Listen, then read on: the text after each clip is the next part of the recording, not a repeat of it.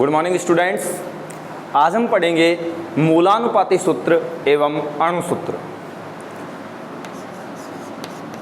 मूलानुपाती सूत्र एवं अणुसूत्र। यहाँ हम सबसे पहले मूलानुपाती सूत्र और अणुसूत्र की परिभाषा लेंगे। उसके पश्चात मूलानुपाती सूत्र एवं अणुसूत्र कैसे ज्ञात किया जाता है इसको देखेंगे। तो सबसे पहले हम बात करते हैं मूलानुपाती सूत्र और अणुसूत्र। मूलानुपाती सूत्र के लिए वह सूत्र जो किसी अणु में उपस्थित परमाणुओं के सरलतम अनुपात को व्यक्त करता है मूलानुपाती सूत्र कहलाता है। यानी मूलानुपाती सूत्र किसी अणु में उपस्थित परमाणुओं के सरलतम अनुपात को व्यक्त करता है, मूलानुपाती सूत्र कहलाता है। जबकि अणुसूत्र की बात करें, वह सूत्र जो किसी अणु में उपस्थित परमाणुओं की वास्तविक संख्या को प्रदर्शित करता है। वह सूत्र जो किसी अणु में उपस्थित परमाणुओं की वास्तविक संख्या को प्रदर्शित करता है अणुसूत्र कहलाता है। जैसे हम बात करें ग्लूकोज का अणुसूत्र,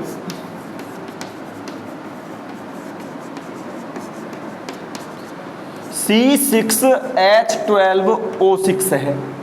यानी कि ग्लूकोज के एक अणु में कार्बन के 6 परमाणु, हाइड्रोजन के 12 परमाणु और ऑक्सीजन के 6 परमाणु उपस्थित होते हैं। तो ये जो वास्तविक संख्या है ये प्रदर्शित करेगी अणुसूत्र को। तो वह सूत्र जो किसी अणु में उपस्थित परमाणुओं की वास्तविक संख्या को दर्शाता है अणुसूत्र कहलाता है। जबकि मूलानुपाती सूत्र के लिए मैंने बोला वह सूत्र जो किसी अणु में उपस्थित परमाणुओं के सरलतम अनुपात को व्यक्त करता है मूलानुपाती सूत्र कहलाता है। इसलिए जब ग्लूकोज का मूलानुपाती सूत्र निकालें तो इसमें हम देख सकते हैं कि कार्बन के 6 परमाणु, हाइड्रोजन के 12 परमाणु और ऑक्सीजन के 6 परमाणु हैं। तो इसका सरलतम अनुपात निकाला जाए तो ये सारी संख्याएं 6 से डिवाइड हो रही है, इसलिए CH2O सरलतम अनुपात निकल के आएगा CH2O। तो कुल मिलाकर वह सूत्र जो किसी अणु में उपस्थित परमाणुओं की वास्तविक संख्या को दर्शाता है अणुसूत्र कहलाता है। जबकि वह सूत्र जो किसी अणु में उपस्थित परमाणुओं के सरलतम अनुपात को व्यक्त करता है मूलानुपाती सूत्र कहलाता है। अब बारी आती है मूलानुपाती सूत्र और अणुसूत्र का परिकलन कैसे किया जाता है। तो मूलानुपाती सूत्र और अणुसूत्र ज्ञात करने के लिए सबसे पहले हमें कुछ तत्वों के परमाणु द्रव्यमान याद होने चाहिए। जैसे मैं लिख देता हूं यहाँ, हाइड्रोजन का परमाणु भार 1, कार्बन का 12, नाइट्रोजन का 14, ऑक्सीजन का 16, सोडियम का 23, मैग्नीशियम का 24, एल्यूमिनियम का 27, फास्फोरस का 31, सल्फर का 32, Cl का 35.5, पोटेशियम का 39, कैल्शियम का 40, आयरन का 56, कॉपर का 63.5 और सिल्वर का 108। ये एक एवरेज गिनती के मैंने तत्वों के परमाणु द्रव्यमान लिख दिए हैं। अब हम ज्ञात करेंगे मूलानुपाती सूत्र एवं अणुसूत्र। वह सूत्र जो किसी अणु में उपस्थित परमाणुओं के सरलतम अनुपात को व्यक्त करता है मूलानुपाती सूत्र कहलाता है। जबकि वह सूत्र जो किसी अणु में उपस्थित परमाणुओं की वास्तविक संख्या को प्रदर्शित करता है अणुसूत्र कहलाता है। जैसे ग्लूकोज का अणुसूत्र C6H12O6 है, जबकि इसका मूलानुपाती सूत्र होता है CH2O। अब हमको ज्ञात करना है मूलानुपाती सूत्र और अणुसूत्र। इसके लिए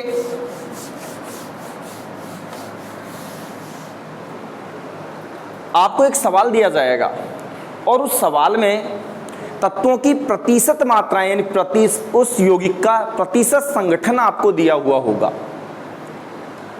आपको एक सवाल दिया जाएगा, उस सवाल में तत्वों की प्रतिशत मात्राएं आपको दे रखी होगी। तो सबसे पहला काम हमारा है आपेक्षिक संख्या ज्ञात करने का। आपेक्षिक संख्या, और आपेक्षिक संख्या ज्ञात करने का सूत्र होता है तत्व की प्रतिशत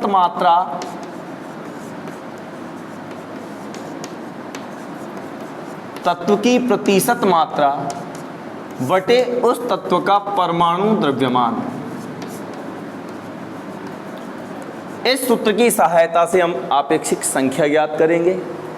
आपेक्षिक संख्याएं निकालने के पश्चात हमको उन तत्वों का सरलतम अनुपात ज्ञात करना है।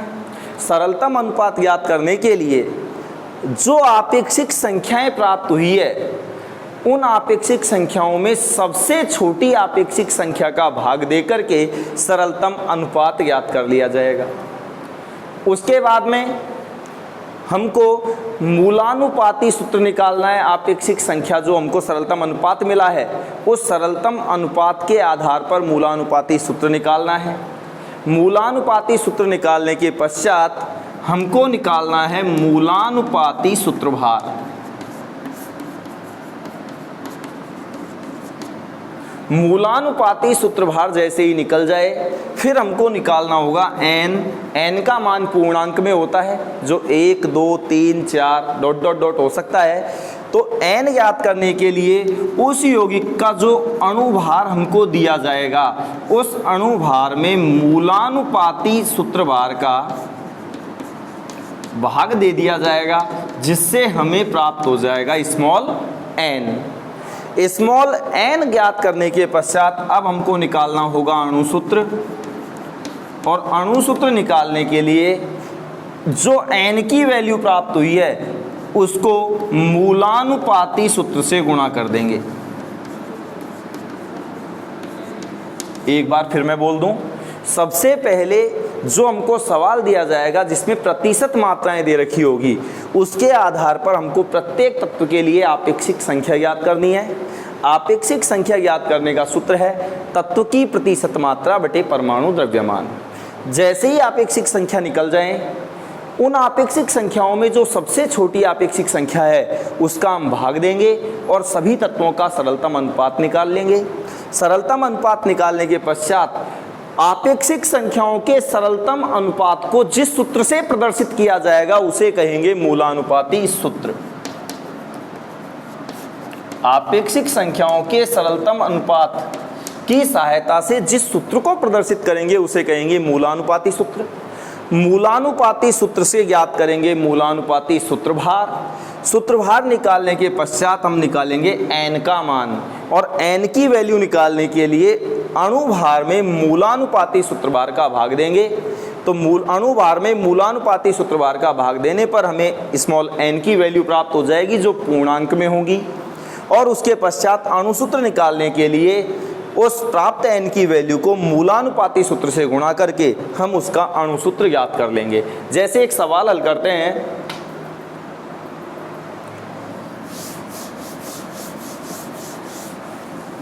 मैं प्रश्न बोल रहा हूं, एक यौगिक जिसमें कार्बन, हाइड्रोजन व ऑक्सीजन 3 तत्व उपस्थित हैं, जिनकी प्रतिशत मात्राएं क्रमशः है कार्बन की 40%, हाइड्रोजन की 6.67% और ऑक्सीजन की 53.33% है। हमको प्रश्न दिया गया है, उस प्रश्न में 3 तत्व दे रखे हैं कि यौगिक में 3 तत्व उपस्थित है, कार्बन, हाइड्रोजन और ऑक्सीजन, जिनकी प्रतिशत मात्राएं क्रमशः 40%, 6.67% और 53.33% है। यदि उस यौगिक का अणुभार, प्रश्न में अणुभार भी दिया हुआ है, 180 हो, तो उस यौगिक का मूलानुपाती सूत्र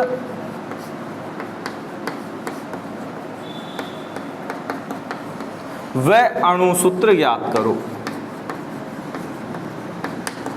हर बार हमको प्रश्न में प्रतिशत मात्राएं दे रखी होगी, यदि अणुसूत्र निकलवाएगा तो वो अणुभार भी देगा, और उसके पश्चात आपसे पूछेगा मूलानुपाती सूत्र और अणुसूत्र ज्ञात कीजिए। इसके लिए देखो हम कैसे हल करेंगे। सबसे पहला काम, एक टेबल बनेगी जिसमें सबसे पहला कॉलम होगा हमारा क्रम संख्या का। क्रम संख्या के पश्चात जितने तत्व हैं, जैसे 3 हैं तो 1 2 3। अगला कॉलम होगा तत्व का प्रतीक या तत्व, कार्बन, हाइड्रोजन एंड ऑक्सीजन। इसके पश्चात प्रतिशत मात्रा जो प्रश्न में दी गई है, और प्रश्न में प्रतिशत मात्रा कार्बन की दे रखी है 40%, हाइड्रोजन की दे रखी है 6.67%, और ऑक्सीजन की दे रखी है 53.33%। प्रतिशत मात्रा दे रखी है। यहां तक की चीजें तो हमको प्रश्न में मिल गई। अब हमको लिखना है परमाणु भार।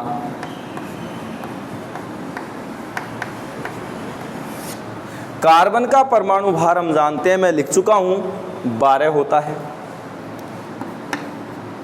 हाइड्रोजन का 1 होता है, और ऑक्सीजन का मैं लिख चुका हूं 16 होता है। अब मैंने आप लोगों को क्या बताया था कि जब भी कभी मूलानुपाती सूत्र और अणुसूत्र कैलकुलेट करवाया जाए तो सबसे पहला काम होता है आपेक्षिक संख्या ज्ञात करने का। तो अगला कॉलम होगा आपेक्षिक संख्या का, और आपेक्षिक संख्या कैसे ज्ञात करते हैं मैं बता चुका हूं, तत्व की प्रतिशत मात्रा बटे परमाणु भार। तो प्रतिशत मात्रा बटे परमाणु भार, इस सूत्र की सहायता से हम आपेक्षिक संख्या ज्ञात कर लेंगे। तत्व की प्रतिशत मात्रा कार्बन की है 40% बटा परमाणु भार 12, हाइड्रोजन की प्रतिशत मात्रा 6.67% डिवाइड बाई 1 परमाणु भार 1, या 53.33 डिवाइड बाई 16। अब इसका भाग देंगे, 12 या 36, फिर बच गए 4 0 यानी 3.33। यहाँ भाग दें तो 6.67, यहाँ भाग दें तो 16 3 48, 5 बचे, 5 3 53 पॉइंट लगा दी, 16 3 48 वापस 5 3.33। इस प्रकार से आपेक्षिक संख्या ज्ञात कर लेंगे। फिर मैंने कहा था आपसे सरलतम अनुपात ज्ञात करना है।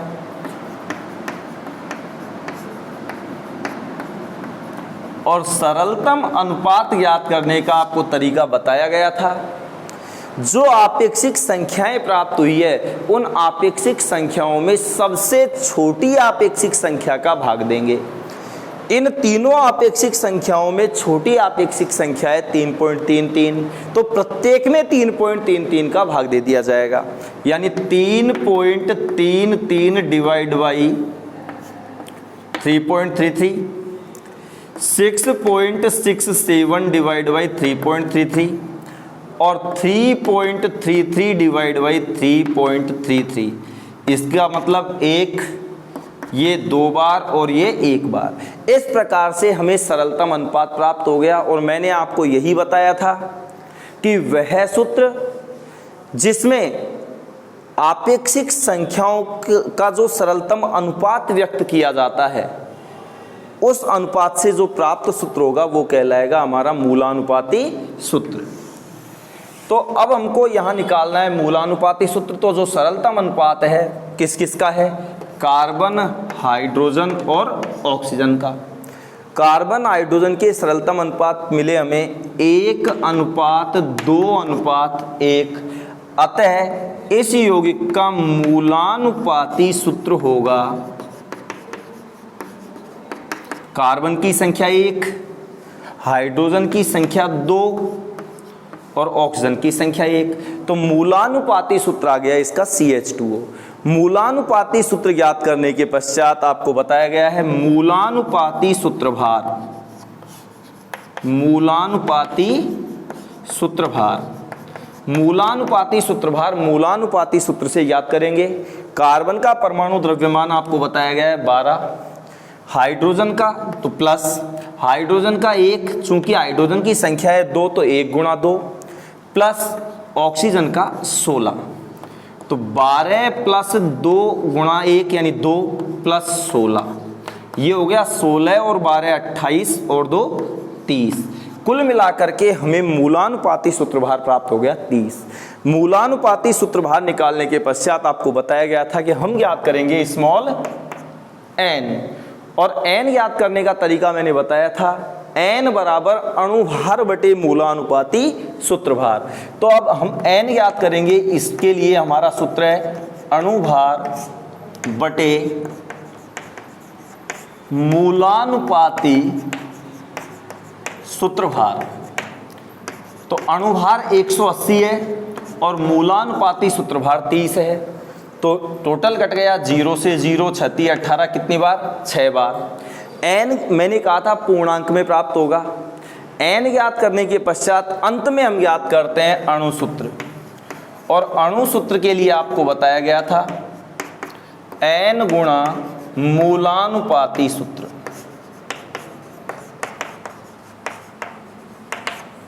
n है 6, मूलानुपाती सूत्र आया हमारे CH2O,